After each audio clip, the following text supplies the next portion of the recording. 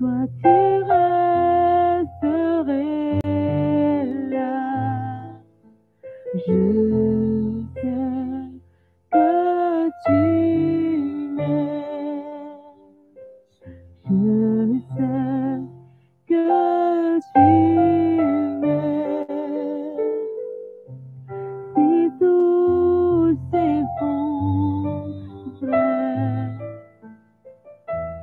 devant mes yeux, toi tu resterais là. Je sais que tu m'aimes. Je sais que tu m'aimes. À la croix je me prosterne, où ton sang coula pour moi. Aucun amour n'est plus grand. Tu as gagné sur la mort, l'or remplit les lieux chaos. Rien ne peut nous séparer. À la croix, je me prosterne, où ton sang coula pour moi. Aucun amour n'est plus grand. Tu as gagné sur la croix, la gloire remplit les lieux chauds. Rien ne peut nous séparer.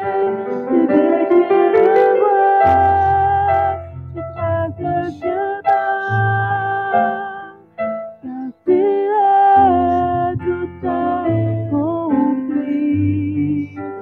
Tu déchires le voile, tu traces le chemin, car tu as tout accompli. Tu déchires le voile, tu traces le chemin, car tu as tout accompli. Déchire le voile, trace le chemin, Alléluia. car tu as tout accompli. Tu déchires le voile, tu traces le chemin, car tu as tout accompli. Déchire le voile, trace le chemin, car tu as tout accompli. Car tu as tout accompli. Car tu as tout accompli. Car tu as tout accompli. Car tu as tout accompli. Oh, oui, tu as tout accompli. Oui, tu as tout accompli. Tu as tout accompli. Tu déchires le voile, tu traces le chemin, car tu as tout accompli. Tu déchires le voile, tu traces le chemin, car tu as tout accompli. Oh.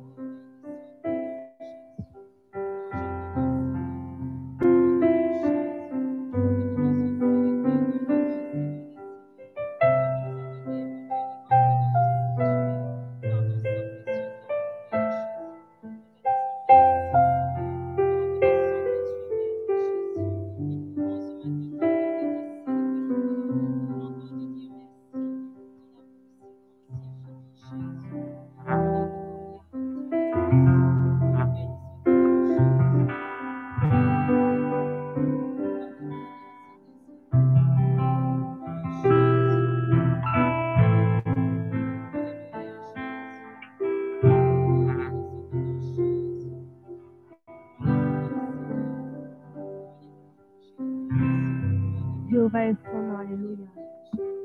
Jéhovah est son nom. Jéhovah est son nom. Jéhovah est son nom.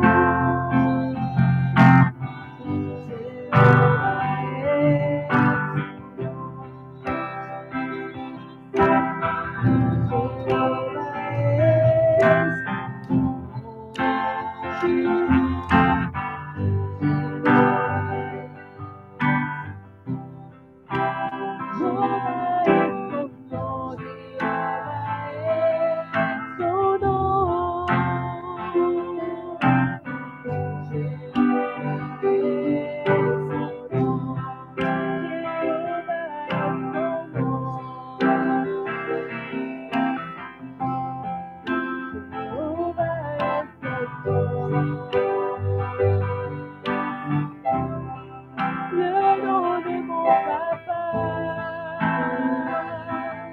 son nom, Jéhovah est son nom. Nous disons puissant guerrier, puissant guerrier, pendant les combats,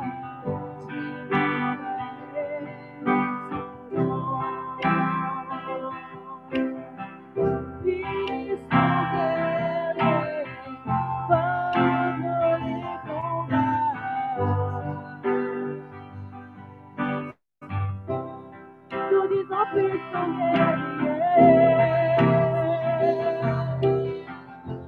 pendant les combats. Nous disons puissant guerrier, pendant les combats.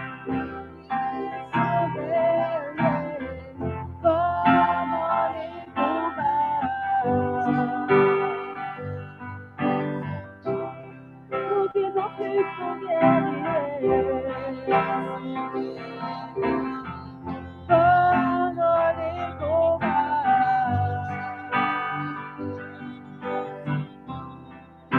nom, puissant guerrier,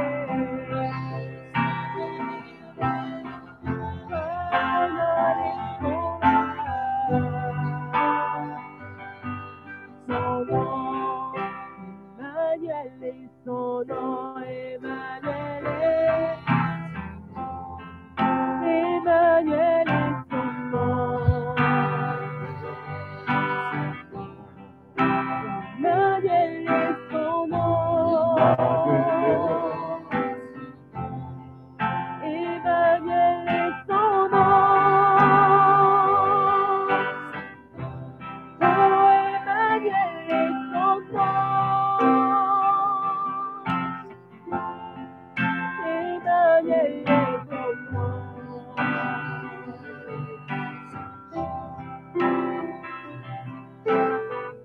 Emmanuel est son nom, le nom de Jésus. Nous disons puissant guerrier,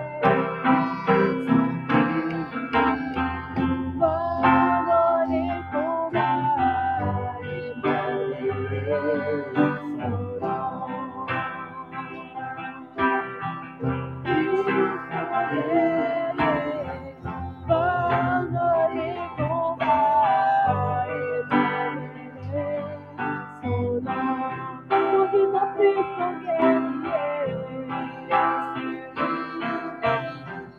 pendant les combats, Emmanuel est son nom. Puissant guerrier, pendant les combats. Nous disons puissant guerrier, pendant les combats, Emmanuel est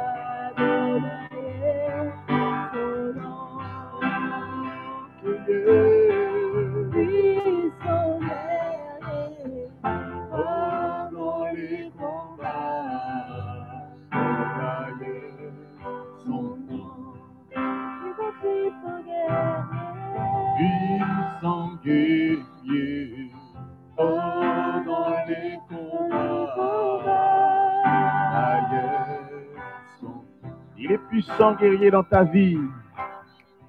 Puissant guerrier, oh, dans les combats. Oh, yes. Il est puissant guerrier dans ta vie spirituelle. Guerrier, oh, dans les combats. Il est fort pour te conduire dans la sanctification. Puissant guerrier, oh, dans les combats, Adonai. Il est puissant guerrier, puissant guerrier, fort dans les combats, Adonai. C'est lui qui te prépare, c'est lui qui nous prépare. Puissant guerrier,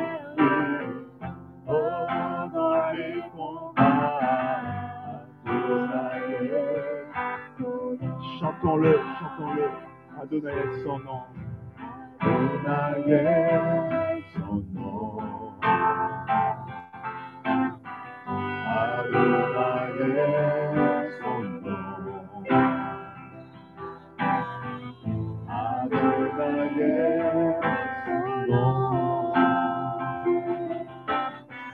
Adonai est son nom. Adonai est son nom. Adonai est son nom.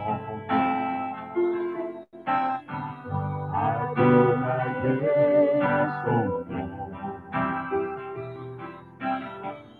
Adonai est son nom. Adonai est son nom. Dieu puissant. Dieu puissant est son nom. Dieu puissant est son nom. Dieu puissant est son nom. Dieu puissant est son nom. Alléluia. Alléluia. C'est tout puissant, Seigneur Jésus. À toi soit l'honneur, Seigneur, à toi soit la gloire éternelle, Jésus.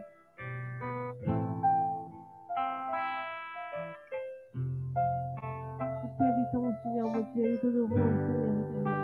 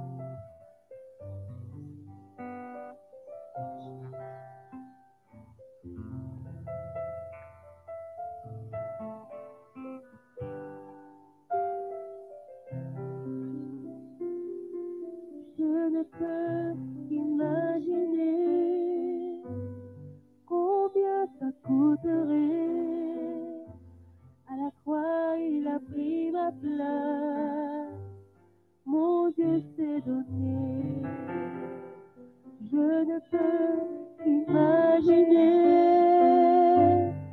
combien ça coûterait. À la croix, il a pris ma place. Mon Dieu s'est donné. Il a pris ma place. Il a pris ma place. Il a pris ma place, Seigneur. Mon Dieu s'est donné. Il est fidèle, fidèle. Il est fidèle, fidèle. Mon Jésus est fidèle. Mon Jésus est fidèle. Mon Jésus est fidèle. Mon Jésus est fidèle. Mon Jésus m'a lavé. Mon Jésus m'a lavé. Mon Jésus m'a lavé. Mon Jésus m'a lavé. Mon Jésus m'a sanctifié. Oui, il m'a sanctifié. Oui, il m'a sanctifié. Il m'a sanctifié. Je ne peux qu'imaginer tout ce que tu as fait pour moi. Même dans mes déserts, Seigneur, tu as toujours été là. Je ne peux qu'imaginer tout ce que tu as fait pour moi. Même dans mes problèmes, Seigneur, tu as toujours été là. Tu as toujours été là. Tu as toujours été là. Tu as toujours été là, Seigneur. Tu as toujours été là. Tu as toujours été là. Tu as toujours été là. Tu as toujours été là, Seigneur. Tu as toujours été là. Tu es fidèle, fidèle. Tu es fidèle, fidèle. Oh Jésus est fidèle. Oh Jésus est fidèle. Oh Jésus est fidèle. Oh Jésus est fidèle. Oh Jésus est fidèle. Oh Jésus est fidèle. Oh Jésus est fidèle. Oh Jésus est fidèle. Tu es fidèle. Oh oui, tu es fidèle. Oh oui, tu es fidèle. Oh oui, tu es fidèle. Oh oui, tu m'as lavé. Oh oui, tu m'as lavé. Jésus, tu m'as lavé.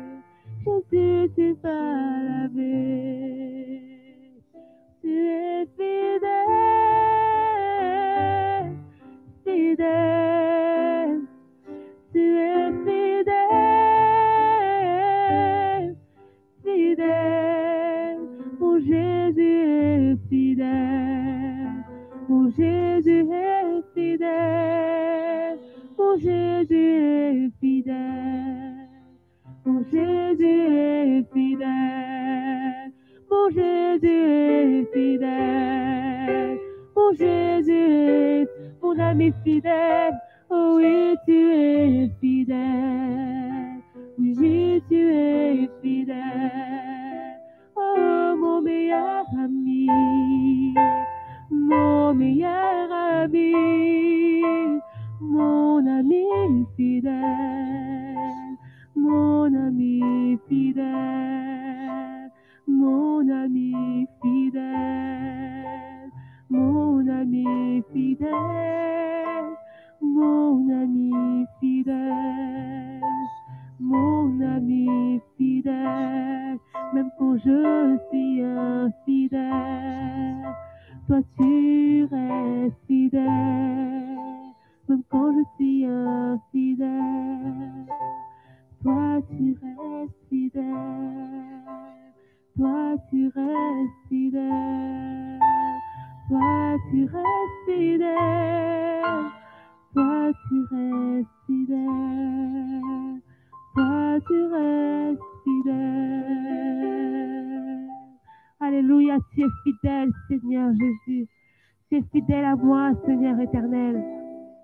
Même quand je ne mérite pas, Seigneur mon Dieu, tu es là, Seigneur.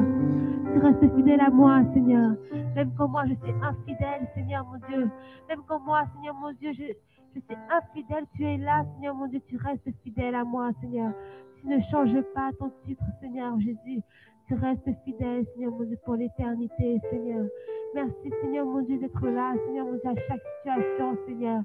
Seigneur mon Dieu, dans les déserts, Seigneur mon Dieu, tu es là, Seigneur mon Dieu. Même quand nous n'avons plus d'espoir, Seigneur mon Dieu, tu es là, Seigneur. Et quand tout semble, Seigneur mon Dieu, que tout est fini, Seigneur Jésus, tu restes là, Seigneur mon Dieu. Merci, Seigneur Jésus. Merci, Père éternel. Nous sommes reconnaissants, Seigneur Jésus. Amen.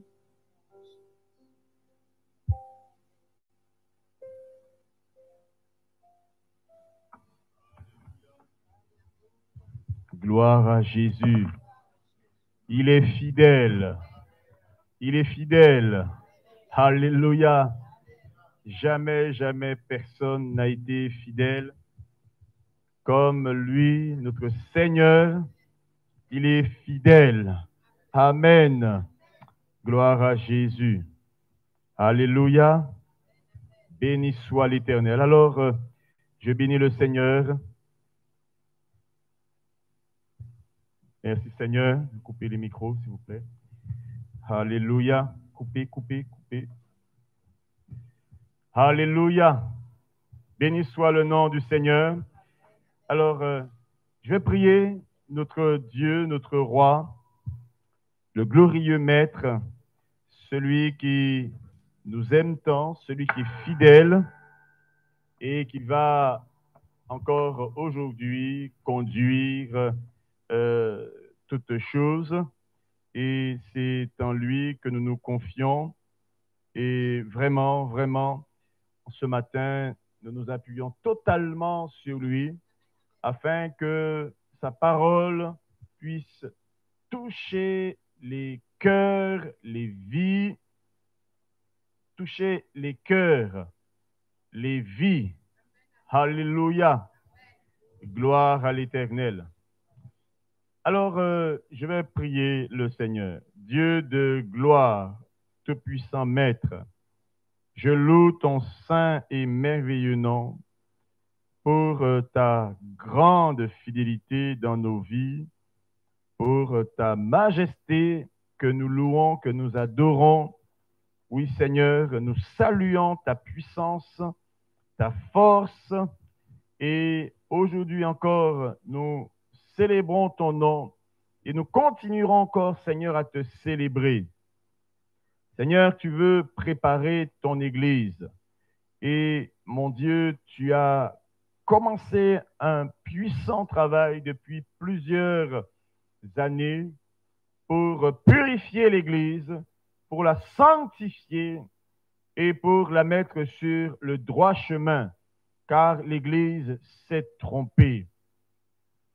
Seigneur, je te bénis et te rends grâce pour, mon Dieu, vraiment l'honneur que tu nous fais.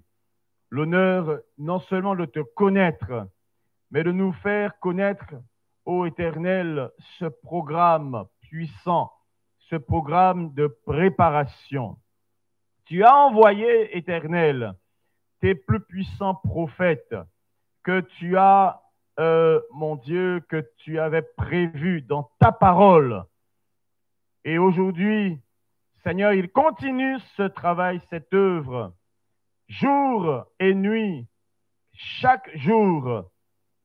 Seigneur, chaque jour, il accomplit ton calendrier afin que l'Église puisse se redresser et être prête pour entrer dans ton royaume. Seigneur éternel, c'est ce travail que nous faisons dans cette même trace, dans cette même vision.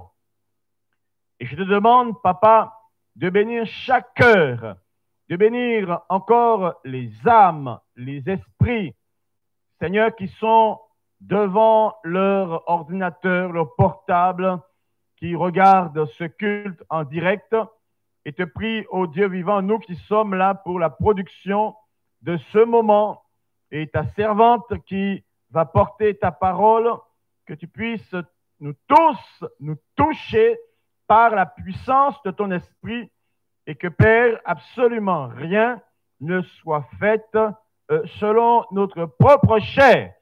La chair n'a aucune part dans cette affaire, car, Seigneur, nous sommes là pour glorifier ton nom, pour t'adorer dans chaque chose que nous faisons, dans chaque chose que, mon Dieu, nous accomplissons en ton nom.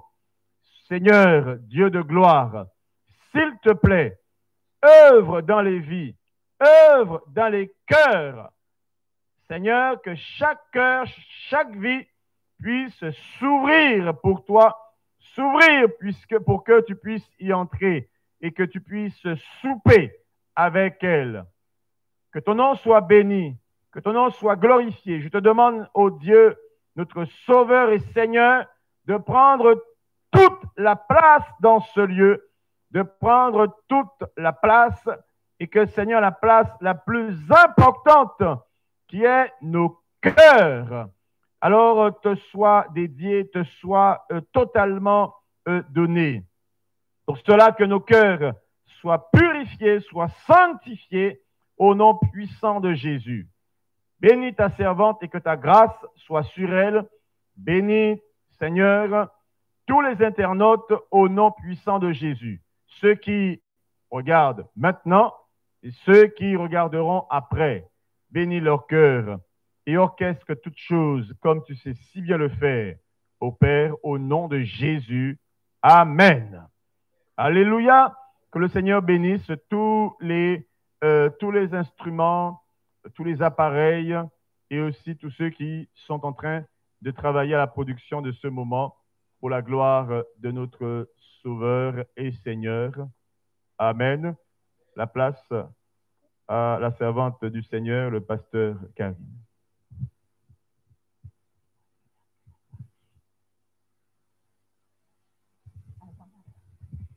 Alléluia, que la grâce et la paix du Seigneur vous soient données à tous. Je vous salue dans le nom merveilleux de notre Seigneur Jésus-Christ, à nos bien-aimés qui sont présents ici et aussi à tous ceux qui sont en train de nous suivre sur Facebook et aussi sur YouTube. Que Dieu vous bénisse en ce matin et nous allons partager sa parole, nous allons le célébrer parce que notre Dieu est vivant et c'est toujours une merveille que de partager la parole du Seigneur. Alors, ce matin, je vais le prier pour qu'il m'accorde sa grâce et sa direction par son esprit. Amen.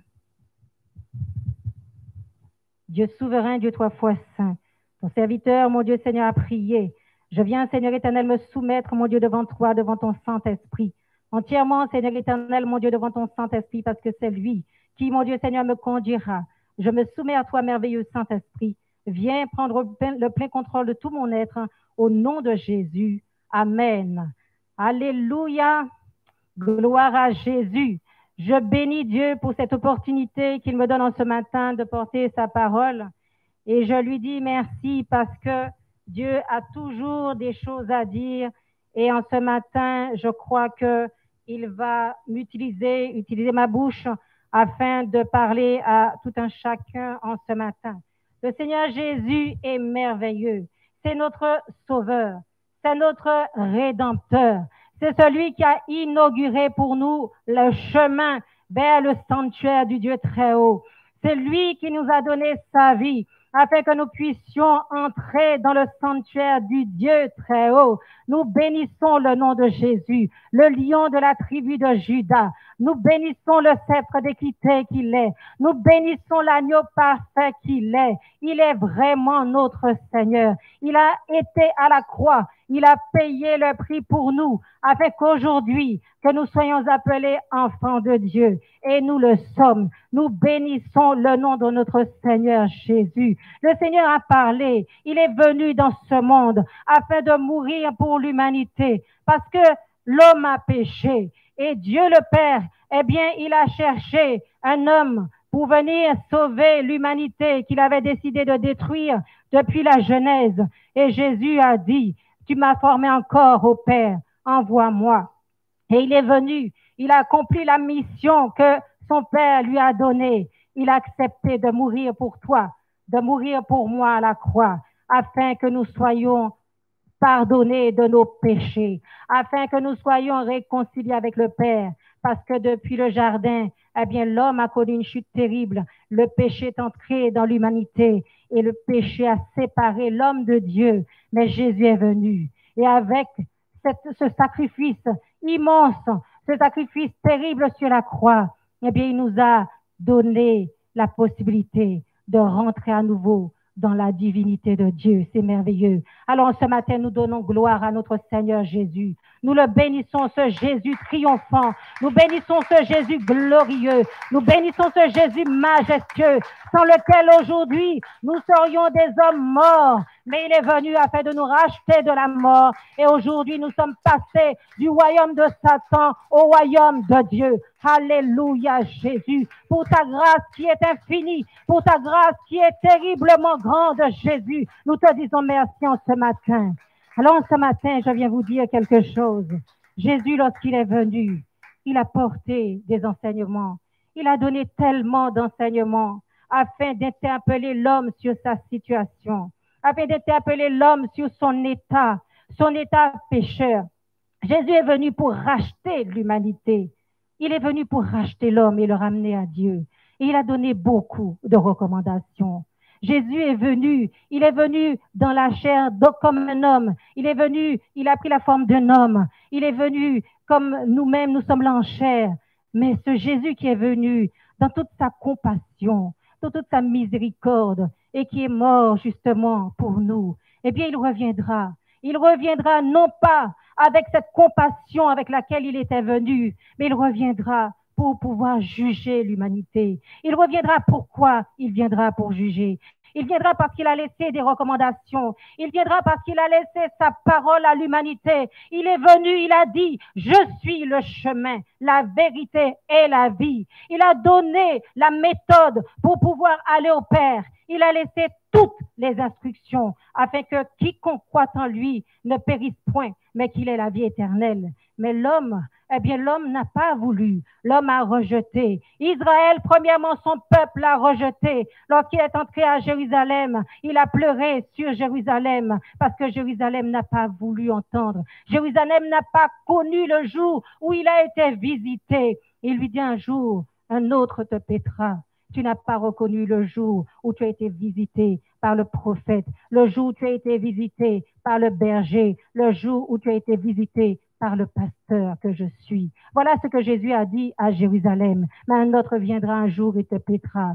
Mais cette parole aussi qu'il a dite à Israël, eh bien, lorsque Israël n'a pas connu, n'a pas compris, eh bien, Jésus ne s'est pas contenté de retourner au Père comme ça. Il a dit non, il y a un autre peuple qui n'était pas appelé un peuple, mais qui est là et pour lequel il va aussi aller à la croix pour mourir pour nous impies que nous étions. Et il l'a fait. Il est allé à la croix. Il a porté toutes nos souffrances, tous nos péchés, toutes nos souillures, tout ce que nous faisions d'abominable. Il a accepté de les prendre et de les porter afin que nous soyons réconciliés avec le Père, afin que son sang qui coule sur cette croix, eh bien, nous lave et nous purifie de tous nos péchés. Oui, Jésus, tu l'as fait. Oui, Jésus, tu as triomphé. Oui, Jésus, tu as remporté la victoire et tu as gagné parce que le Père a agréé le sang qu'il a apporté vers lui. Et ce sang témoigne en notre faveur aujourd'hui pour attester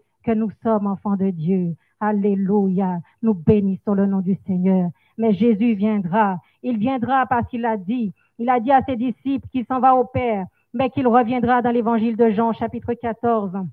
Il va nous préparer une place à tous ceux qui l'ont reçu, à tous ceux qui l'ont accepté pour leur Seigneur et leur Sauveur. Il a dit, ne vous inquiétez pas, je reviens. Je vais au Père, mais je reviens. Je vais faire quelque chose de très spécial. Je vais vous préparer des maisons. Je vais vous préparer des palais. Et là, je reviendrai et je vous prendrai avec moi, afin que là où je suis, vous y soyez aussi. Alléluia! C'est une bonne nouvelle que le Seigneur Jésus a pour nous. Mais aussi, il a averti, avant de partir, il a dit, attention, dans les derniers temps, il y aura des jours, dans les derniers jours, il y aura des temps difficiles. Et nous ne devons pas être étonnés parce que nous avons entendu cette parole de la part du Seigneur. Il y aura des temps difficiles et nous les vivons. Nous ne pouvons pas dire que nous n'avions pas été avertis. Nous pouvons les attester parce que nous sommes en train de vivre et de passer par ces mauvais temps, par ces temps difficiles. La terre est ébranlée, les fondements sont renversés, la nature même se révolte. Mais que se passe-t-il? Si nous lisons les Écritures, si nous lisons la parole de Dieu, eh bien, nous pouvons constater que l'histoire se répète. L'histoire dans la Bible se répète.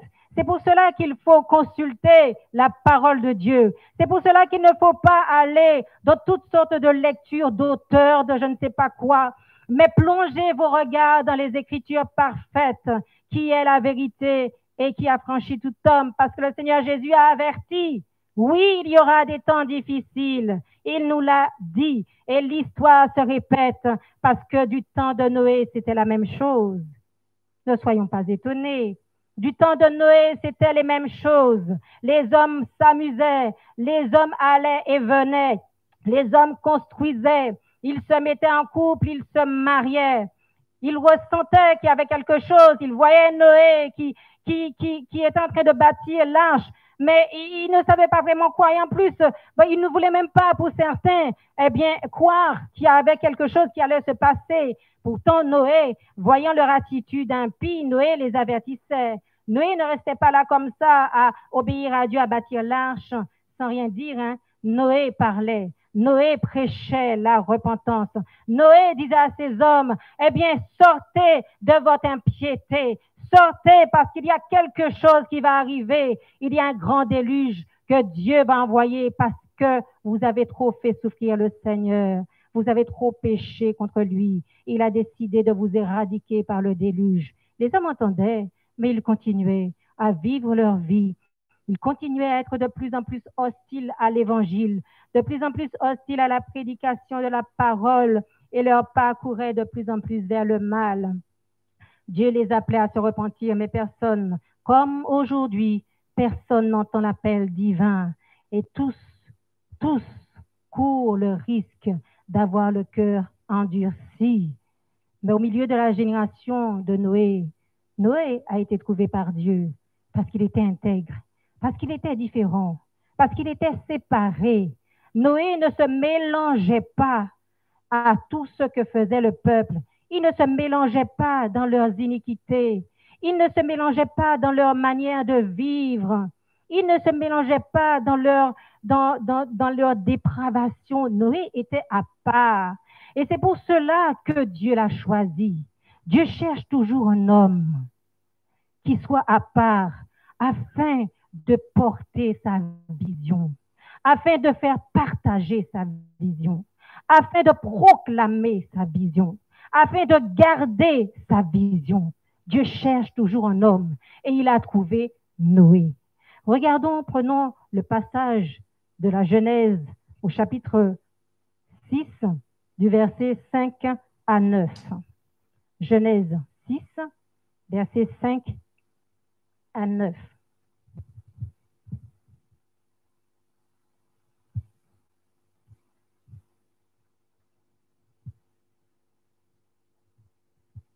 À partir du verset 5, la Bible nous dit « L'Éternel vit que la méchanceté des hommes était grande sur la terre et que toutes les pensées de leur cœur se portaient chaque jour uniquement vers le mal. L'Éternel se repentit d'avoir fait l'homme sur la terre. Il fut affligé en son cœur. Et l'Éternel dit, « J'exterminerai de la face de la terre l'homme que j'ai créé, depuis l'homme jusqu'au bétail, aux reptiles et aux oiseaux du ciel, car je me repens de les avoir faits. Mais Noé trouva grâce aux yeux de l'Éternel. Voici la postérité de Noé. Noé était un homme juste et intègre dans son temps. Noé marchait avec Dieu. Amen. Vous voyez, Noé a été trouvé par Dieu et Dieu a fait grâce à cet homme ainsi qu'à sa postérité. Noé avait une responsabilité. Il devait, dans toute cette dépravation, dans tout cet état de péché de sa génération-là, Noé devait prêcher la justice de Dieu. Il devait prêcher la séparation du péché, la crainte de l'Éternel. Il devait prêcher la repentance à cette génération. Et Noé l'a fait. Il l'a fait tant et si bien que la Bible nous dit dans 2 Pierre 2, verset 5, que Dieu a sauvé Noé, le prédicateur de la justice. Noé a été appelé prédicateur de la justice parce qu'il a gardé la vision qui est de se préparer en se repentant, de se préparer en se séparant du péché, qui est de se préparer en recherchant la sainteté que Dieu nous demande. Noé l'a fait et il a été trouvé prédicateur de la justice. Il y a un homme aussi qui a respecté cette vision de Dieu qui est la sanctification, qui est la mise à part. Eh bien, c'est Moïse. Et nous allons donc le voir dans le livre de Nombre au chapitre 33. Nombre, prenez avec moi le livre de Nombre 33.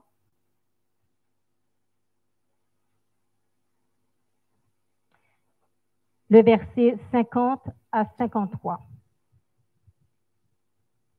Nombre 33, verset 50 à 53. Lisons ensemble. L'Éternel dit, il parla à Moïse dans les plaines de Moab, près du Jourdain, vis-à-vis de Jéricho. Il dit, parle aux enfants d'Israël et dis-leur, lorsque vous aurez passé le Jourdain, et que vous serez entrés dans le pays de Canaan, vous chasserez de devant vous tous les habitants du pays. Vous détruirez toutes leurs idoles de pierre, vous détruirez toutes leurs images de fonte, et vous détruirez tous les hauts lieux. Vous prendrez possession du pays, et vous vous y établirez, car je vous ai donné le pays pour qu'il soit votre propriété.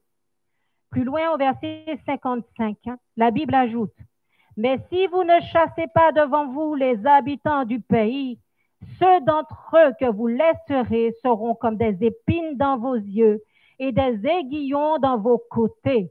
Ils seront vos ennemis dans le pays où vous allez vous établir. Amen. Voyez ce que l'Éternel a dit à Moïse avant qu'il ne rentre dans la promesse, avant d'entrer en Canaan. Moïse a reçu cette recommandation de l'Éternel. Attention, quand tu vas entrer dans le pays, chasse de devant toi tous les hommes idolâtres.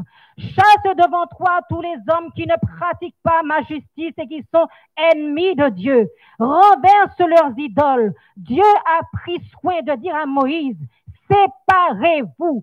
Je ne veux pas que vous soyez mélangés à ces peuples-là. Je ne veux pas que vous habitiez avec vous.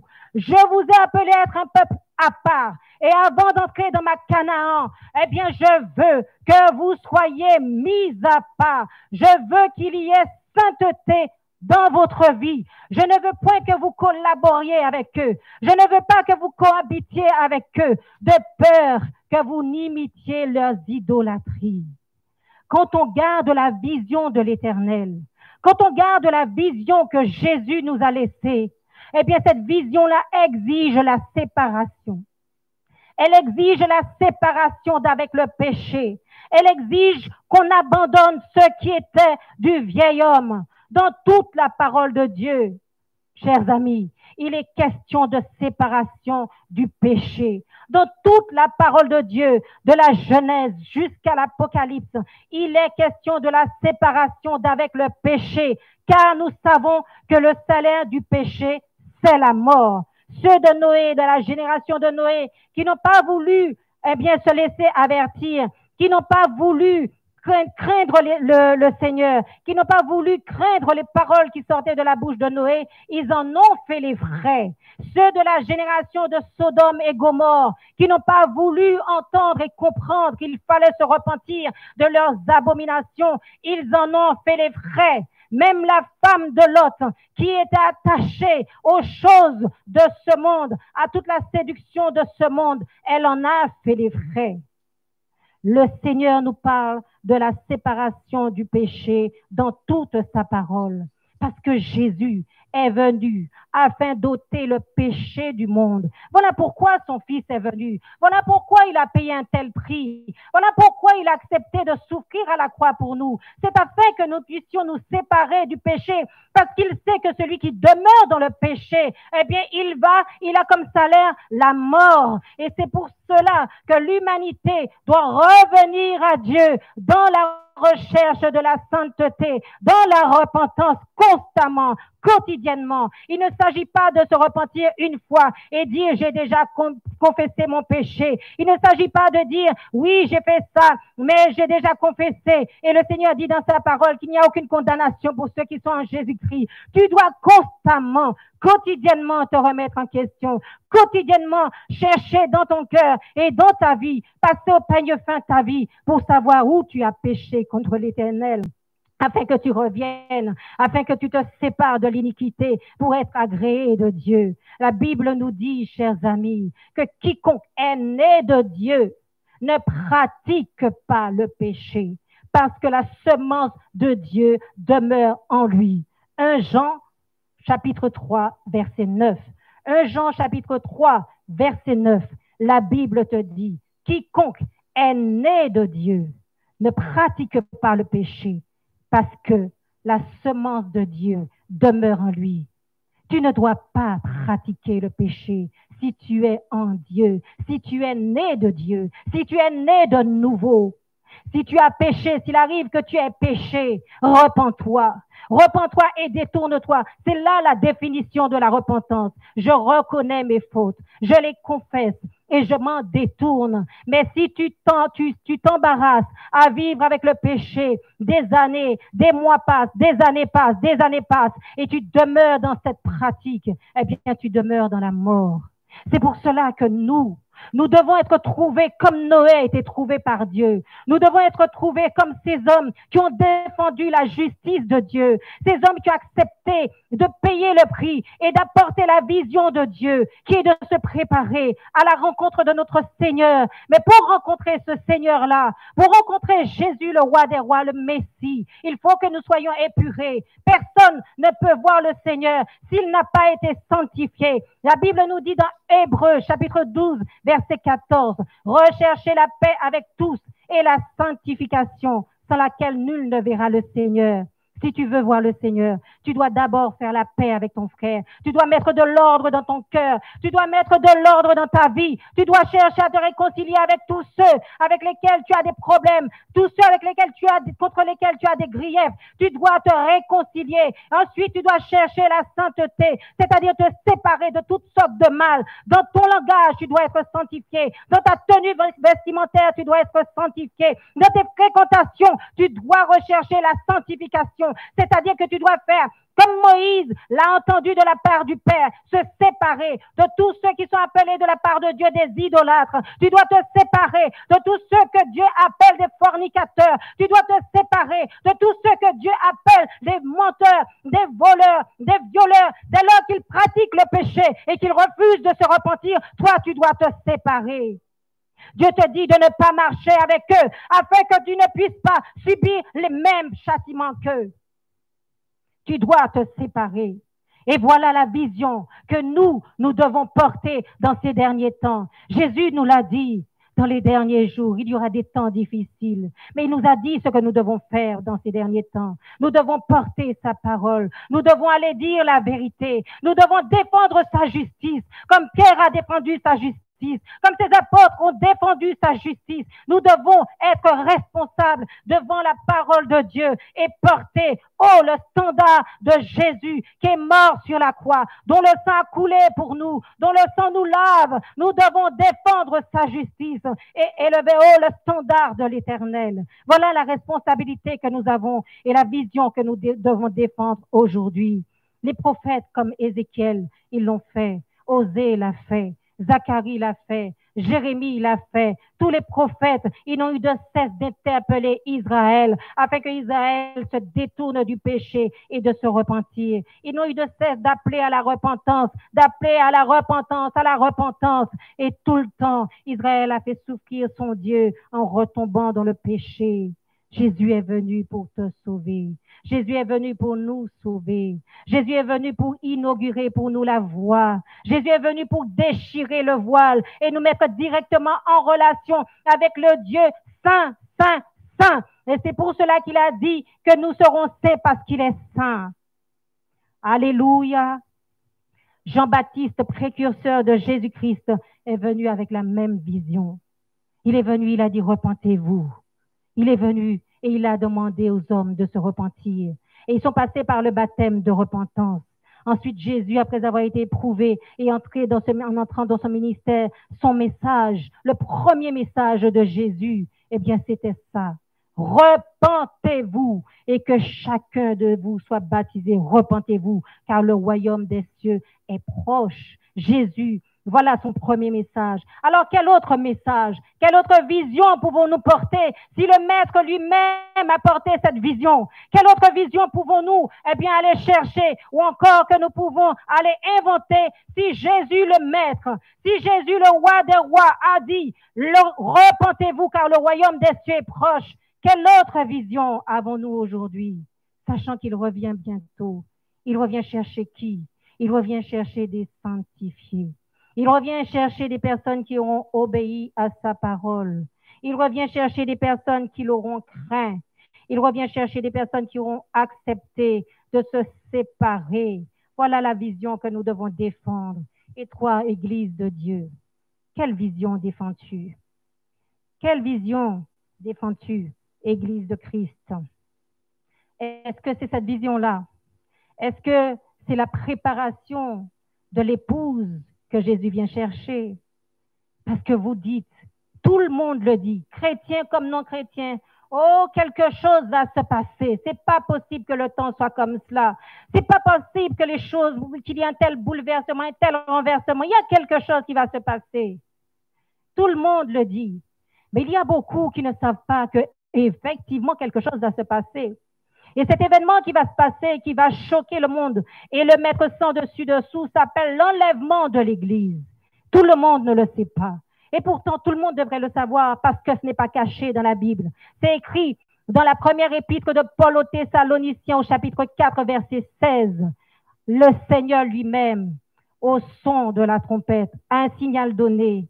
Comment ça se dit? Prenez avec moi. Au son de la trompette, à la voix de l'archange et au son de la trompette de Dieu, il viendra lui-même nous prendre sur les nuées. Il descendra lui-même et il nous prendra sur les nuées avec lui. Mais avant cela, les morts en Christ vont ressusciter. Quel terrible événement, mon Dieu. Quel terrible événement, chers amis. Les morts en Christ vont ressusciter. Ça sera un chaos terrible sur la terre parce que des tombes, des sépulcres vont s'ouvrir. Et le Seigneur Jésus nous dit que les morts en Christ vont ressusciter. Et puis nous, les vivants qui seront restés, nous allons les rejoindre sur les nuées et nous serons ensemble avec Jésus. Alléluia! Ça, c'est la bonne nouvelle que nous attendons parmi tout le chaos qui existe dans le monde. Voilà la bonne nouvelle que nous attendons. Alléluia, pour être plus précis au verset 16. Car le Seigneur lui-même a un signal donné à la voix d'un archange et au son de la trompette de Dieu descendra du ciel. Et les morts en Christ ressusciteront premièrement. Ensuite, nous les vivants qui serons restés, nous serons tous ensemble enlevés avec eux sur les nuées à la rencontre du Seigneur dans les airs. Et ainsi, nous serons toujours avec le Seigneur. Alléluia! Devant une telle nouvelle, devant une telle parole, une telle révélation, eh bien, nous avons quelque chose à faire. C'est de propager la vision, qui est de préparer ceux qui, ce jour-là, participeront à cet événement. Et moi, je veux participer à cet événement. Alléluia! Et je te dis, si tu veux participer à cet événement, eh bien, accepte la vision. Si tu veux participer à cet événement, partage la vision. Donne à d'autres la vision qui est de préparer l'épouse de Christ. Parce que les personnes qui seront ce jour-là enlevées sur les nuées, ces personnes sont appelées l'épouse de Jésus. Voilà la vision pour laquelle nous sommes aujourd'hui des hommes et des femmes de Dieu. Voilà la raison pour laquelle Dieu nous a appelés responsables d'église. Il nous a appelés pasteurs. Il nous a appelés évangélistes. Il nous a appelés docteurs. Il nous a appelés prédicateurs de l'évangile afin de défendre une seule vision, la préparation de l'épouse, la préparation de l'église et rien d'autre. C'est la seule vision que nous devons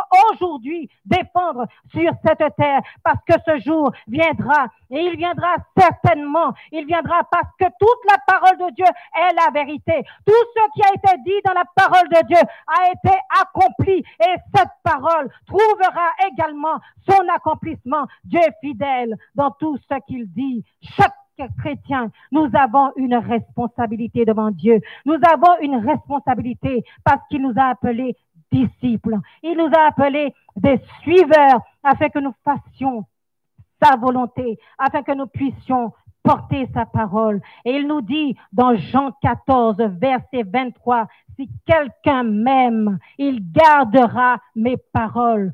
Si nous sommes disciples, si nous sommes les véritables suiveurs de Jésus-Christ, nous devons garder fidèlement sa parole. Nous devons garder fidèlement ses instructions. Nous devons garder fidèlement ses commandements. Alléluia.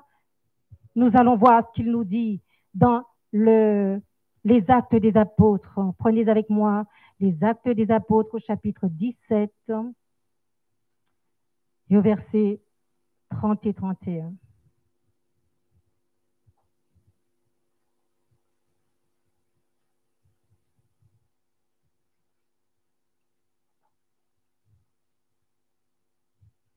Actes des Apôtres, chapitre 17, versets 30 et 31.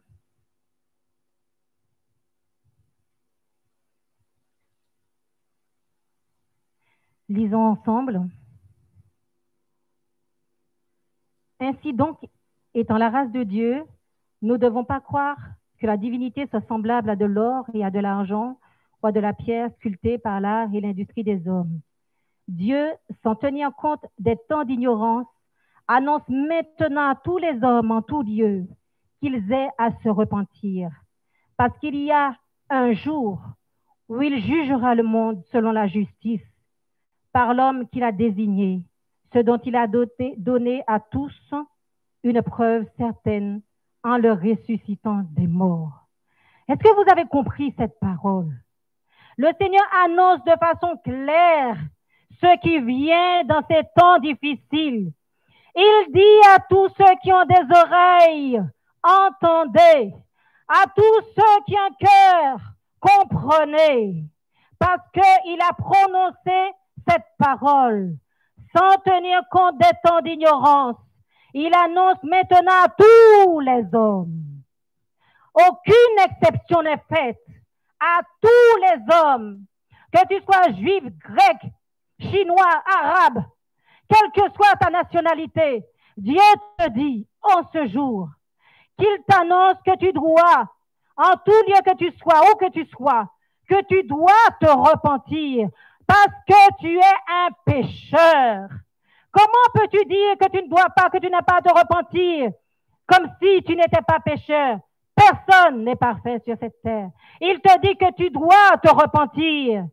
Pourquoi? Parce qu'il y a un jour, où il jugera le monde et ce jour est fixé. Ce jour est déterminé. Ce jour existe. Et il dit que ce jour-là sera un jour terrible parce que c'est un jour de jugement. Et il a désigné l'homme par lequel ce jugement se fera. C'est celui qui vient. Il est appelé le redoutable. Il est appelé le véritable. Et il vient sur un cheval blanc. Il vient ce jour-là avec une épée tranchante, afin de pouvoir juger les nations, afin de paître les nations avec une verge de fer, nous dit la Bible dans Apocalypse chapitre 19 à partir du verset 11. Il vient. Il ne vient plus en tant que Dieu de compassion, ce Jésus-là. Il ne viendra plus en tant que Jésus de compassion et de miséricorde. Il ne fera plus miséricorde quand il viendra, suivant la parole qui est écrite dans le livre de l'Apocalypse, chapitre 19, verset 11. Il viendra pour exécuter les jugements de son Père. Il viendra avec un vêtement teint de sang parce qu'il va faire un carnage. Et c'est ce que Dieu est en train de te dire là, dans ce passage.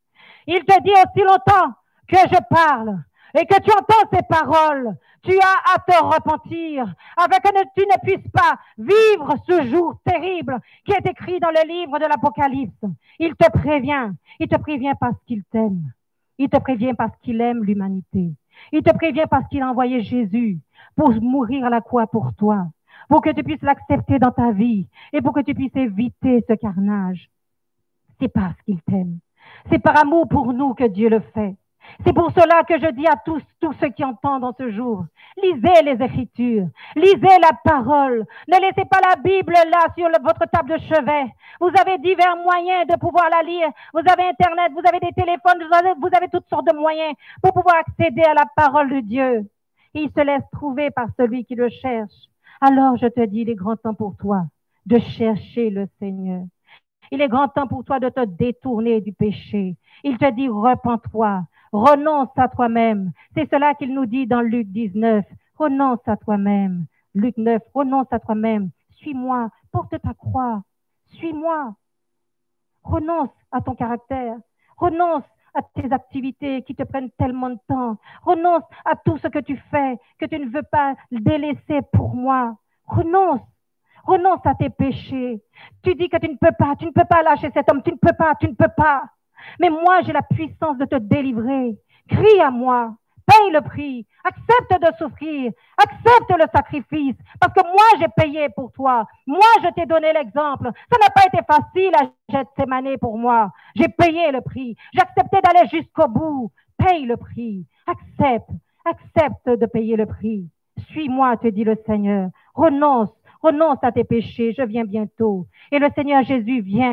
Il vient chercher une épouse qui est lavée. Il vient chercher une épouse qui est purifiée. Une épouse qui a vraiment abandonné sa vie entre ses mains. Une épouse qui s'est préparée. Une épouse qui a accepté de passer par la cuve des reins. Qui accepte tous les jours de passer par la cuve, de se laver. Qui accepte de se mettre devant Dieu pour dire, j'ai péché contre toi, Seigneur. J'ai fait ce qui est mal à tes yeux. Seigneur, aide-moi, car je ne veux pas être séparé de toi. Nous savons que c'est le péché qui nous sépare de Dieu. Eh bien, voilà l'épouse qu'il cherche. L'épouse qui se remet chaque jour en question, qui ne dit pas, je suis sauvé et c'est bon. Je suis sauvé et Dieu m'a dit qu'il n'y a aucune condamnation pour moi parce que je suis en Jésus-Christ. Eh bien, tous ceux qui te disent cela sont en train de te mentir. Ils ne protègent pas la vision et ils n'ont pas la vision. La véritable vision, c'est celle qui te dit, si tu as péché, eh bien tu es en train de marcher dans la mort. Repens-toi, reviens de tes péchés, abandonne le péché et reviens à Jésus qui te lave et qui va te donner un nouveau vêtement comme il a fait pour Josué. Tous ceux qui te disent, oh non ma sœur, Dieu connaît ta faiblesse. Oh non mon frère, Dieu sait que tu es en train de jeûner. Dieu voit le prix que tu payes. Tu payes un prix tout en continuant à aller chez ta maîtresse. Tu payes un prix tout en allant chez ton amant. Tu payes un prix tout en séduisant des hommes. Tu payes un prix tout en volant ton prochain. Tu payes un prix tout en continuant à pratiquer l'impiété, l'injustice devant Dieu. Cela ne te conduira pas à la vie, mais plutôt à la mort. Et si tu as des bergers qui te disent ces choses, eh bien, ce sont des bergers auxquels Dieu va demander les comptes. Comme il l'a dit dans Ézéchiel 34, il dit, vous vous paissez vous-même, vous vous paissez, vous mangez la graisse, vous prenez pour vous, vous connaissez la vérité captivité et vous ne leur dites pas la vérité. Vous ne connaissez pas la vision.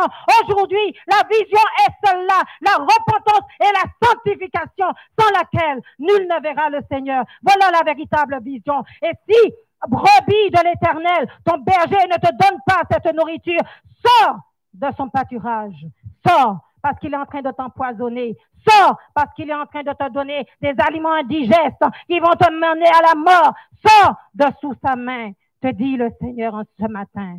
Le Seigneur nous dit dans Apocalypse 19, verset 7, réjouissez-vous et réjouissons-nous et donnons-lui gloire, car les noces de l'agneau sont venues, son épouse s'est préparée et il lui a été donné de se revêtir du fin lin éclatant et pur. Alléluia.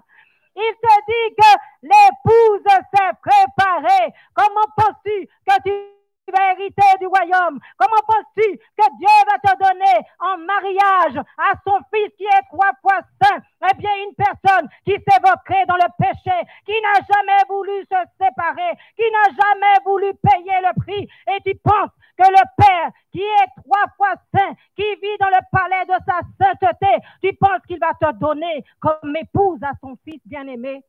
Jamais. Négatif, te dit la parole de Dieu. Il te dit que l'épouse s'est préparée et il lui a été donné de se revêtir du fin lin éclatant et pur. Et la Bible précise que ce sont les œuvres justes des saints. Tu devras apprendre à pratiquer la justice. Tu devras apprendre à pratiquer la justice, à te séparer des œuvres mortes de la chair, à te séparer de la corruption du monde. Il y a un époux qui vient et son épouse doit être sainte, purifiée. Elle doit renoncer à elle-même. Alléluia. Elle doit renoncer à elle-même. Alors, quelle autre vision aurais-tu, Église, en ce matin? Quelle autre vision aurais-tu, Église, en ce matin? Que prêches-tu aux brebis, pasteur? Que prêches-tu aux brebis, prédicateurs? Que prêches-tu, apôtres? Que prêches-tu, ceux qui s'appellent prophètes dans leur église? Que prêchez-vous à l'église? Que prêchez-vous aux brebis de l'Éternel? Est-ce le discernement? Est-ce le divertissement? Il y a beaucoup. C'est le divertissement. Ils sont en train de préparer des boucs au lieu de préparer des brebis. Ils sont en train de former une assemblée de boucs au lieu de former pour le royaume des brebis soumis au Seigneur, obéissants et dociles entre les mains du Seigneur. Mais le Seigneur dit, il va séparer les brebis des boucs. Les boucs n'appartiennent pas au Seigneur. Ce sont des rebelles. Ils sont en train de préparer des rebelles. Des rebelles lorsqu'ils entendent la parole de Dieu. Ils disent, ça, c'est pas pour moi. Ah, ça, c'est l'évangile des vieux. Ça, c'est l'évangile des personnes ringards. Tu vois pas comment ils s'habillent, ils sont ringards. Mais je vous dis une chose, Dieu ne change pas. Si vous nous considérez, nous qui prêchons l'évangile de la sainteté et de la repentance, et qu'il faut que la femme se couvre, il faut que l'homme soit décemment habillé, eh bien, laissez-moi vous dire que Dieu n'est pas un Dieu à la mode. Dieu n'est pas un Dieu de mini-jupe. Dieu n'est pas un Dieu de dos nu. Dieu n'est pas un Dieu de sein en balcon. Dieu n'est pas un Dieu d'homme qui s'habille en vêtements serrés. Dieu n'est pas un Dieu de ces genres d'hommes-là. Dieu est celui qui recherche l'homme qui craint sa parole et qui s'abandonne à lui. Alléluia. Voilà le Dieu que nous servons, un Dieu qui n'a pas changé. S'il dit qu'il n'a pas changé, qu'il dit qu'il est le même hier, aujourd'hui, éternellement, ça veut dire que son standard du début est intemporel. Jamais il ne changera. Jamais le changement de Dieu ne changera, ni pour toi, ni pour moi, ni pour quiconque. Son standard restera toujours le même. Son alliance restera toujours la même alliance, rugueuse, la même alliance qu'autrefois. Il ne changera jamais pour toi, ni pour moi, ni pour quiconque. La modernité n'est pas de Dieu. C'est pas Dieu que tu vas trouver dans la modernité. Oh, il faut des jeux de lumière. Il faut que nous mettions des choses comme dans le monde pour attirer les gens du monde. Voilà ce qu'ils disent. Bien sûr, tu vas attirer du monde. Mais bien sûr, et c'est prouvé. Mais tu vas attirer des boucs. Et tu auras un élevage de boucs de rebelles à la parole de Dieu, qui vont hériter quoi? Du feu de la colère de Dieu au jour où il viendra pour juger l'humanité. Voilà ce que tu auras fait. Que cherches-tu, Église, aujourd'hui? Tu cherches le développement personnel? Tu cherches quoi encore? Tu cherches l'enrichissement personnel? Que cherches-tu encore? Pasteur, toi, à qui la responsabilité a été donnée de paître les brebis du Seigneur. Paie mes brebis, paie mes agneaux, paie mes brebis. C'est avec la parole authentique que Jésus demandait de paître ses enfants. Non pas avec un évangile dilué, non pas avec un évangile adapté à l'évolution de l'ère dans laquelle nous vivons. Jamais. Avec sa parole authentique, parce qu'il a dit de garder ses commandements. Il n'a pas dit de les falsifier. Il n'a pas dit de les temporiser. Il a dit de les garder telles quelles. Et vous connaîtrez la vérité, et la vérité vous affranchira. Voilà ce que Dieu a dit. Ceux de Noé n'ont pas voulu de cette vision. Ils ont rejeté, ils ont vomi cette vision. Et ils se sont tous perdus. Quand ils ont vu que les eaux venaient alors qu'il n'était pas coutume qu'il pleuve de cette région-là, eh bien, ils ont vu les eaux qui commençaient à s'amonceler sur la terre. Ils ont dit, hey, Noé avait raison. Oh, Noé, sauve-nous, Noé. Noé, maintenant, nous croyons ce que tu as dit. Oh, Noé, intercède pour nous. Oh, Noé, ne nous laisse pas périr. Mais Noé ne pouvait rien faire. Noé n'avait plus rien à dire parce que c'est Dieu même qui a fermé la porte de l'arche. Noé n'avait plus rien à faire. C'est Dieu qui avait pris le contrôle. Il faut garder la vision. Prenons ensemble l'évangile de Luc au chapitre 17, versets 26 et 30. Luc 17.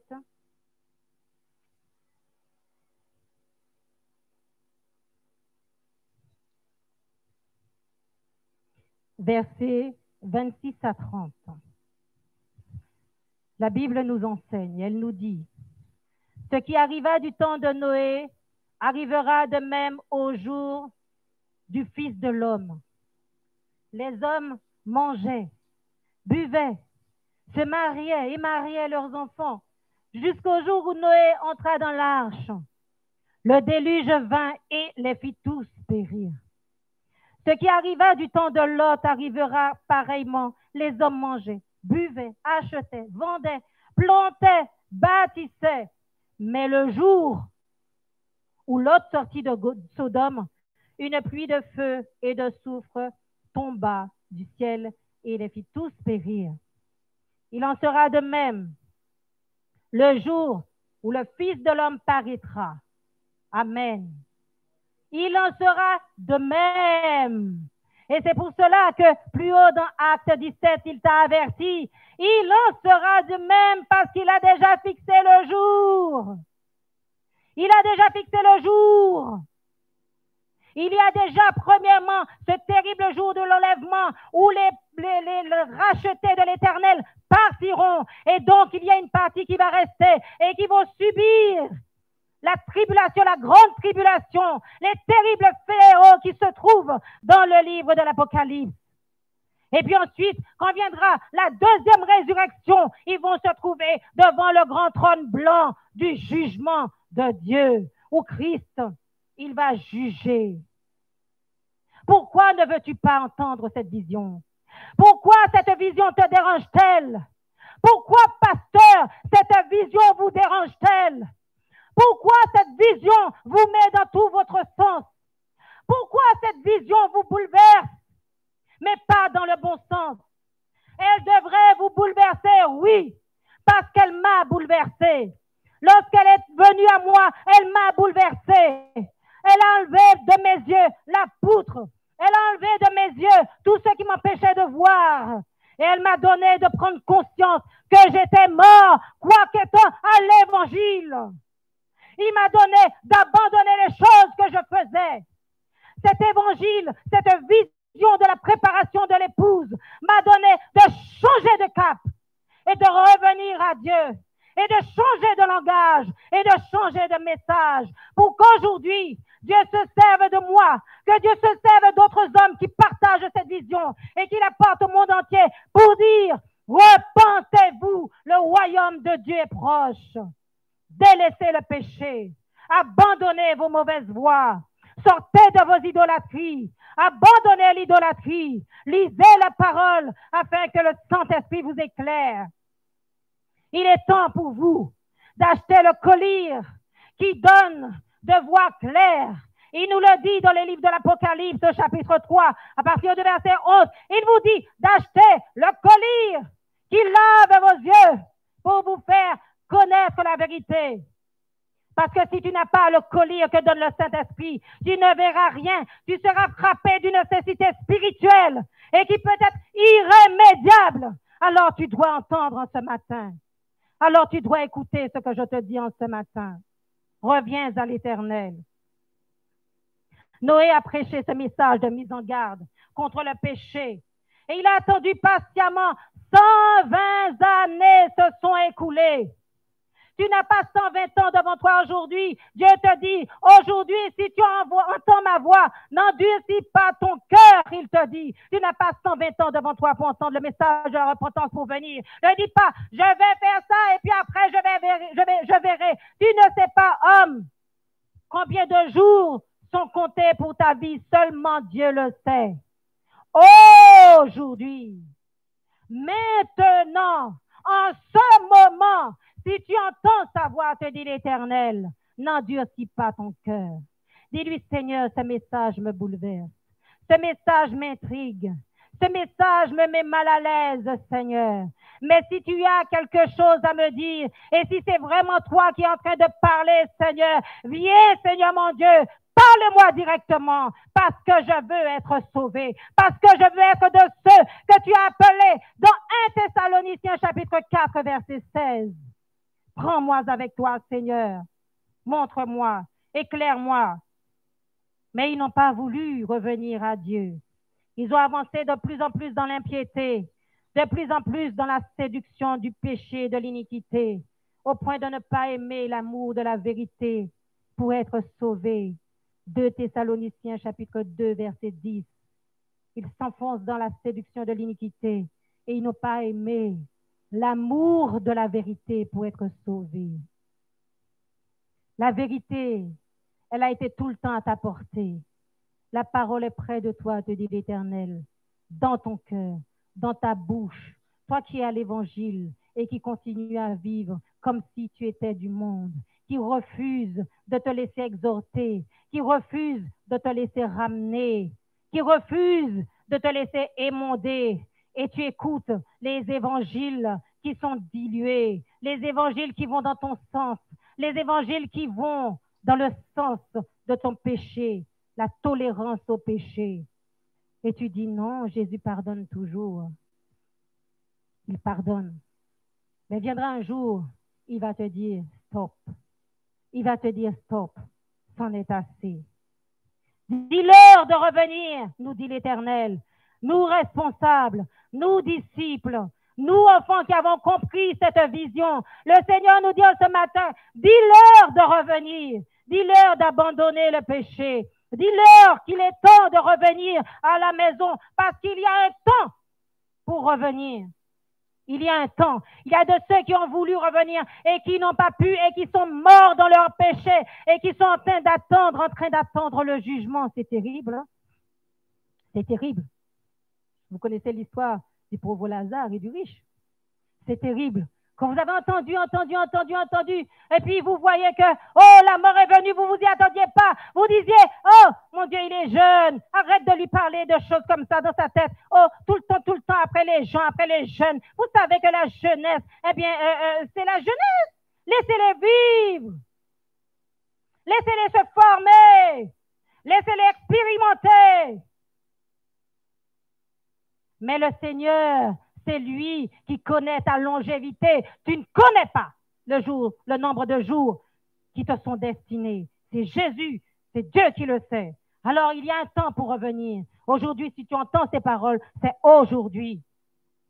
Il y a certains qui abandonnent qui abandonnent, même étant déjà dans cet évangile authentique, qui ont déjà goûté à cette merveilleuse manne de la parole pure et authentique et qui trouvent le moyen de retourner en arrière à ceux qu'ils ont vomi. Non, nous ne jugeons pas. C'est ce que tu dis en cet instant. Non, nous ne jugeons pas.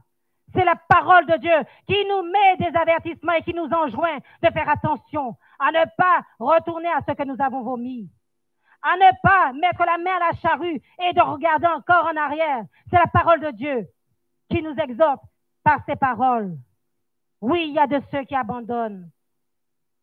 Mais le Seigneur te dit, toi qui connais la vision, ne regarde pas à droite, à gauche à celui qui abandonne. Prie pour lui. Intercède pour lui afin que le Seigneur le ramène. L'apôtre Paul nous dit que dans un stade, il y en a plusieurs qui courent, mais un seul remportera le prix. Veille toi-même à remporter le prix. Ne regarde pas aux autres qui courent. Ne regarde pas leur manière de courir. Ne regarde pas à leur vitesse de course. Mais toi, regarde à toi-même et veille à remporter le prix. C'est pour cela qu'il dit qu'ils s'abstiennent de toutes sortes de choses pour se maintenir en forme, pour gagner une couronne corruptible. Mais il te dit, cours dans la carrière de Jésus afin de remporter la couronne incorruptible. 1 Corinthiens chapitre 9 au verset 24. Faisons attention. Cours, mais cours dans la justice. Cours, mais cours dans la droiture. Cours, mais cours dans la soumission aux règles que Dieu t'a données. C'est pour cela que l'apôtre Paul dit qu'il tient son corps de façon assujettie, c'est-à-dire soumis à une certaine rigueur, assujetti à une certaine rigueur, parce que il te disait que c'est pas gagné.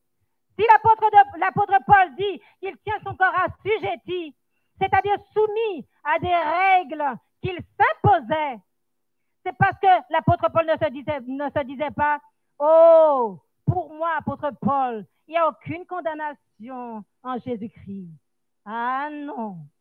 Oh non. L'apôtre Paul savait qu'à tout moment, quelqu'un peut perdre son salut et déchoir de la vie éternelle. Alors ne crois pas que parce que tu t'es fait baptiser un jour, parce que tu es assis dans l'église constamment, parce qu'on te compte toujours parmi ceux qui donnent la dîme et les offrandes, qu'on te compte parmi ceux qui chantent les mieux dans l'église, le meilleur musicien, le meilleur prédicateur, le meilleur ceci, le meilleur cela. Ne crois pas que la vie éternelle t'est acquise. L'apôtre Paul a dit qu'il tient rudement son corps assujetti de peur d'être rejeté après avoir prêché aux autres. Alors attention, attention. Dieu nous donne des mises en garde. Il nous dit attention parce qu'il y a un standard, chers amis, qui ne se négocie pas en Jésus-Christ. Il y a un standard qui ne se négociera jamais. C'est la sainteté de l'Éternel. Le standard de la sainteté ne se négocie pas. Il ne s'achète pas, mais il s'acquiert dans un cheminement avec le Saint-Esprit, dans une obéissance totale, dans un renoncement à soi-même, dans un façonnage pour être épuré. Le standard de la sainteté de Dieu exige que tu passes par la croix. Il exige que tu te laisses épurer par le sang de Jésus afin que tu reçoives les vêtements saints de la main du roi. Voilà ce qu'exige la sainteté, le standard de la sainteté. Alors, est-ce que tu as cette vision? Est-ce que tu es prêt à partager cette vision? Est-ce que tu partages cette vision, toi qui la connais et toi qui ne la connais pas encore? Est-ce que tu es prêt à accepter et à diffuser, à propager cette vision? Voilà la vision. Garder le standard de la sainteté de Dieu en passant constamment par la repentance pour être sauvés. Parce que Dieu nous avertit de la corruption des derniers jours. Et nous allons prendre quelques passages pour en parler. 2 Timothée, chapitre 3, verset 1er à 9. 2 Timothée, chapitre 3, verset 1er à 9. 2 Timothée 3, 1 à 9. La Bible nous enseigne, sache que dans les derniers jours, il y aura des temps difficiles, car les hommes seront égoïstes, amis de l'argent, fanfarons, hautains, blasphémateurs, rebelles à leurs parents, ingrats, irréligieux, insensibles, déloyaux, calomniateurs, intempérants, cruels, ennemis des gens de bien, traîtres, emportés, enflés d'orgueil, aimant le plaisir plus que Dieu, ayant l'apparence de la piété, mais reniant ce qui en fait la force. Et qu'est-ce que Dieu dit? Éloigne-toi de ces gens-là. Est-ce que Dieu est un Dieu qui n'aime pas, qui nous pousse à ne pas aimer les gens? Non, Dieu est amour. Mais Dieu sait combien ces choses, la corruption, eh bien, on peut facilement se laisser influencer par la corruption. Il te dit, toi, Église, vierge de l'Éternel, éloigne-toi de ces gens-là. Ça veut dire qu'il ne faut pas pratiquer les choses qu'ils font. Il ne faut pas marcher avec eux. Il ne faut pas demeurer avec eux. Il ne t'a pas dit, ne leur dis pas bonjour. Il t'a pas dit, ne lui rends pas service. Il t'a pas dit, s'il a besoin de toi, ne lui rends pas service. C'est pas ce que Dieu te dit. Puisqu'il te dit que si ton ennemi a faim, donne-lui à manger. C'est pas ce que Dieu est en train de te dire. Il te dit, attention, il y a un piège que tu fréquentes ces gens-là. Il y a un piège que tu les fréquentes. Alors, fais gaffe, fais attention, séparation. Et ça, c'est la règle de Dieu. Parce que depuis le départ, il l'a dit à Moïse concernant son peuple en Israël. Son peuple avant d'entrer en Canaan. Donc, c'est la vision de Dieu. C'est comme cela que Dieu voit les choses. Si depuis le début, Dieu a donné cette vision patriarche, avant d'entrer, moi, je suis un Dieu jaloux. Je ne veux pas que vous fréquentiez les dieux étrangers, ni que vous fricotiez avec eux. Eh bien, c'est la vision de Dieu. Et on doit la respecter. Il nous dit, séparez-vous de ces hommes-là. Éloignez-vous de ces hommes-là. Parce que ces hommes-là, eh bien, ils sont animés d'esprits qui ne sont pas de moi. Il dit que ces gens-là, ils apprennent. Ce sont des gens bornés, faibles, avec un esprit faible. Ils disent, non, il en est parmi eux qui se produisent dans les maisons qui captivent des femmes d'un esprit faible et borné, chargées de péché, agitées par des passions de toute espèce, apprenant toujours et ne pouvant jamais arriver à la connaissance de la vérité. Des gens qui sont toujours en train de contester la parole de Dieu. Ce sont des Jeannès et des Jambres qui s'opposent tout le temps. Eux, ils se sont opposés à Moïse. Il y en a d'autres qui s'opposent à la parole de Dieu. Vous voyez là, ils nous disent, ils s'opposent à la vérité. Jeannès, Jambres. Vous allez annoncer la vérité comme nous, on est en train de l'annoncer aujourd'hui. Ils vont s'opposer des Jeannès et des Jambres. Comme Paul aussi s'est trouvé confronté à Alexandre le forgeron qui s'opposait à toutes les paroles de Paul. Eh bien, vous allez trouver dans le peuple de Dieu, vous allez trouver dans l'église des Jambres, vous allez trouver des Alexandre le forgeron, vous allez trouver aussi des Démas qui, pour l'amour du siècle présent, vont abandonner la sainte doctrine de l'Éternel et pour retourner aux choses qu'ils ont délaissées et vomies. Le Seigneur te dit, éloigne-toi de ces hommes-là. Ce sont des hommes impies. 2 Pierre, chapitre 3. Nous poursuivons dans la deuxième épître de Pierre, au chapitre 3, versets 3 et 4. 2 Pierre, chapitre 3, versets 3 et 4. Verset 3, il dit, sachant avant tout que dans les derniers jours, il viendra des moqueurs avec leur raillerie, marchant selon leur propre convoitise et disant, où est la promesse de son avènement? Car depuis que les pères sont morts, tout demeure comme dès le commencement. Ils veulent ignorer en effet que des cieux existèrent autrefois par la parole de Dieu, de même qu'une terre fut tirée de l'eau et formée au moyen de l'eau, et que par ces choses, le monde d'alors périt, submergé par l'eau, etc. Il dit, mais il y a une chose, bien aimé, au verset 8, que vous ne devez pas ignorer, c'est que devant le Seigneur, un jour est comme 1000 ans, et 1000 ans sont comme un jour. Le Seigneur, il ne tarde pas dans l'accomplissement de ses promesses. Voyez l'amour de Dieu, voyez sa compassion envers l'homme. Il dit au verset 9, le Seigneur ne tarde pas dans l'accomplissement de ses promesses, comme quelques-uns le croient.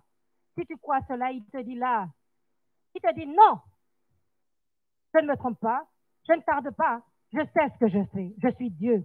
Mais il use de patience envers toi qui écoutes en ce matin. Il use de patience envers toi, ne voulant pas qu'aucun périsse, mais voulant que tous arrivent à la repentance. Et c'est ce qu'il dit aussi dans Ézéchiel 33 au verset 10. Il ne veut pas la mort du méchant. Il ne veut pas que le méchant périsse, mais il veut qu'il vienne à la repentance et qu'il vive. Voilà ce que Dieu veut. C'est son amour qui le pousse à tarder. Et c'est pour cela que je te dis, fais vite, n'abuse pas d'une telle grâce. L'Église de ce jour abuse de la grâce. Elle abuse de la patience et de la longanimité du roi des rois. Tu abuses. Un jour, ça sera terrible. Parce que tu te rendras compte que l'enlèvement était vrai. Tu te rendras compte que Jésus existe vraiment. C'est le nom qui est au-dessus de tout nom. C'est le roi des rois, le Seigneur des seigneurs, le prince de paix, le chef de l'armée de l'Éternel. Il viendra avec son armée et il viendra juger le monde. Tu te rendras compte à tes dépens que c'était vrai. Mais ça sera triste. Prenons encore la deuxième épître de Paul à Timothée au chapitre 4. 2 Timothée chapitre 4. 2 Timothée chapitre 4 au verset 3. Une autre catégorie de personnes. Au verset 3. Je vais prendre à partir du verset 1er. Mais l'Esprit dit expressément que dans les derniers temps, vous voyez comment Dieu parle dans les derniers temps. Si vous allez chercher seulement avec les mots-clés derniers temps dans la Bible, eh bien, vous serez informé de tellement de choses qui vont vous éclairer. Vous n'avez qu'à mettre comme mots-clés sur votre téléphone dernier temps et Dieu va vous donner tellement de versets, vous n'avez aucune excuse. Personne n'aura d'excuse. C'est pour cela que la bouche de tout homme sera fermée, parce que c'est trop clair et c'est trop facile de se défiler. Tout est écrit. Il dit, dans les derniers temps, dit l'Esprit, quelques-uns abandonneront la foi pour s'attacher à des esprits séducteurs et à des doctrines de démons par l'hypocrisie de faux docteurs portant la marque de la flétrissure dans leur propre conscience, prescrivant de ne pas se marier et de s'abstenir d'aliments que Dieu a créés pour qu'ils soient pris avec action de grâce. Au verset 4, il dit, car tout ce que Dieu a créé est bon et rien ne doit être rejeté pourvu que l'on prenne avec action de grâce, etc. Il te dit aussi au verset 7, repousse les contes profanes et absurdes, exerce-toi à la piété. Beaucoup, ils ont la démangeaison d'entendre des choses qui vont dans leur sens. Et dès lors que ça ne va pas dans leur sens, ils disent, aïe, cette église-là ne va pas là. Hein. Ces gens-là sont mon Dieu, ces gens-là sont légalistes. Oh, c'est des légalistes, ces gens-là. Mon Dieu, ils sont presque devenus musulmans. Ça, les femmes, elles sont presque des musulmanes. Hein? Ah, si tu vas là, tu ne pourras pas être coquette comme tu es là, ma fille. Eh bien, mets une croix sur ta garde-robe. Ah oui, mets une croix sur ta garde-robe. Tu fais comme ces gens-là, tu vas voir tout à l'heure, ils vont commencer à te dire qu'il faut porter des jupes qui arrivent jusque-là. Ils vont commencer à te dire, je te conseille de ne pas aller. Qu'est-ce que Dieu a fait dans le jardin d'Éden? Est-ce qu'il a accepté la feuille de figuier de Adam et Ève? Non. Il a montré la vision. Après avoir sacrifié un animal pour pouvoir purifier du péché, il a pris la peau de la bête, il a recouvert Adam et Ève. Il n'a pas accepté le bout de feuille là, qui cache seulement le sexe. Et c'est ça que la mode donne juste ce qu'il faut pour couvrir les parties intimes. Mais tout le reste est dehors. Et c'est bon. Et c'est bon même dans l'église. Et les pasteurs, vous ne dites rien. Et les prédicateurs de l'évangile, vous ne dites rien.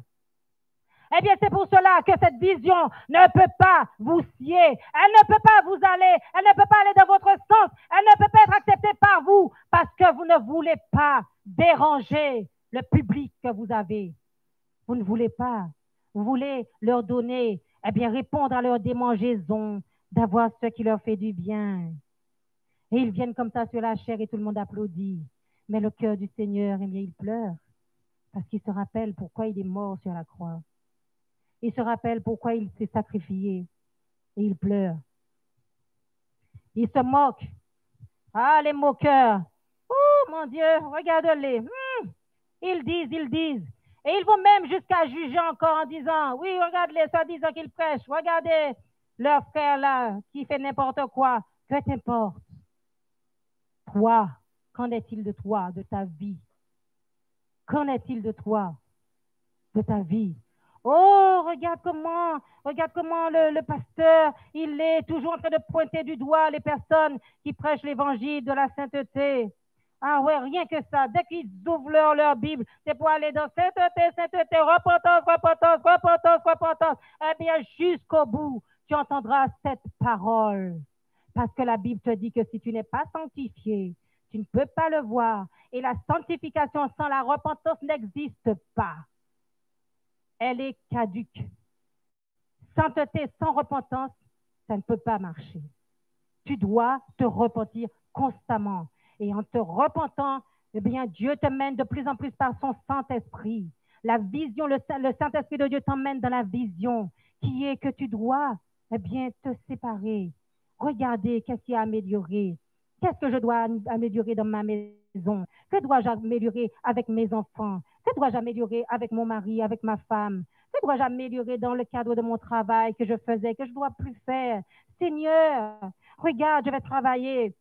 Comment je suis devant toi, Saint-Esprit? Est-ce que tu m'agrées tel que je suis? Est-ce que je te plais, Seigneur? Si tu pars comme tu es là, tu sens que ton cœur a un pincement et tu ne changes pas, eh bien, tu attristes le Saint-Esprit de Dieu. Je vous dis en vérité, nous sommes responsables devant la parole de Dieu et nous allons faire ce que Dieu nous dit de faire, défendre sa vision, protéger sa vision. Qu'importe ce que l'on peut dire. Ésaïe, il a marché nu et déchaussé. Ils ont dû dire, oh, un prophète de l'Éternel. Mais il est fou, c'est du n'importe quoi. Et vous allez me dire que cet homme-là est prophète de l'Éternel. Le gars, il marche tout nu, il marche déchaussé tout nu. Le gars est fou. Vous me dites que c'est un prophète de l'Éternel qu'il faut que je l'écoute, mais ça ne va pas à la tête. Eh bien, c'était Dieu qui voulait qu'il puisse, eh bien, embrasser la façon dont Israël était nu devant l'Éternel.